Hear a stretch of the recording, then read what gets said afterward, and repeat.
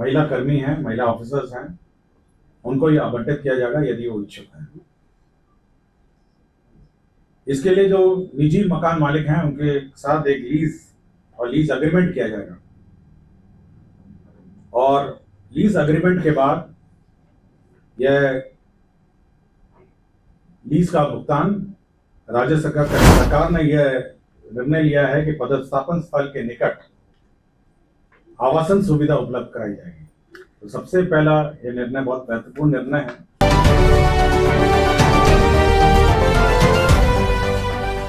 नमस्कार, स्वराज पोस्ट देख रहे हैं आप। मेरा नाम है अनिकेत पाठक। देखिए, महिलाओं को लेकर के बड़ा ऐलान कर दिया गया है नीतीश कुमार की सरकार के तरफ से। देखिए, नीतीश सरकार लगातार ये बात चल ही रही थी कि क्या नीतीश सरकार महिलाओं के लिए कुछ बड़ा करने जा रही है, कुछ बड़ा ऐलान करने जा रही है।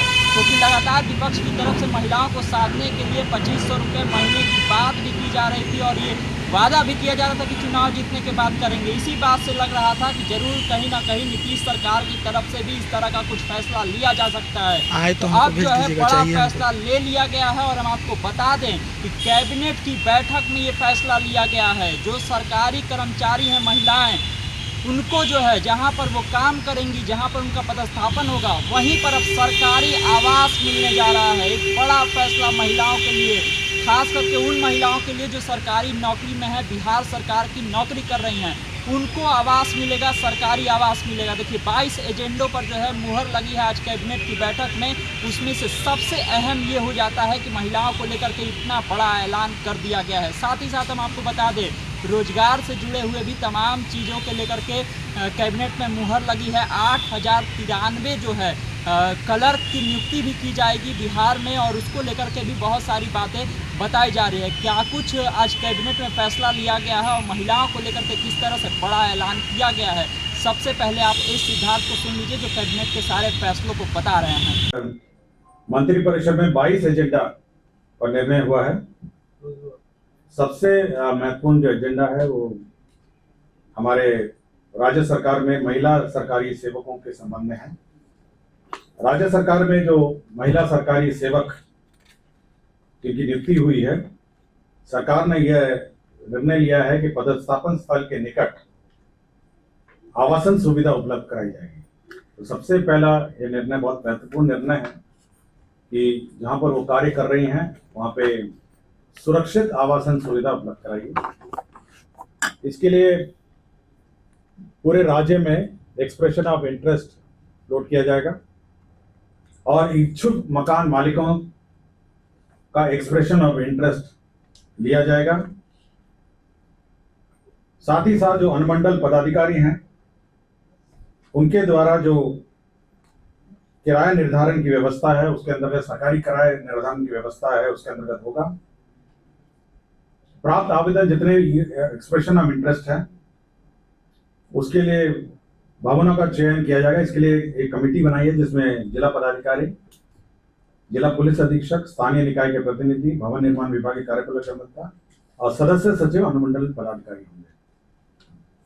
ये सभी लोग सभी जो भवन है उसको चेक करेंगे, सुरक्षा की दृष्टि से ठीक है या नहीं है, बिजली, जल, शौचालय सब चेक करेंगे।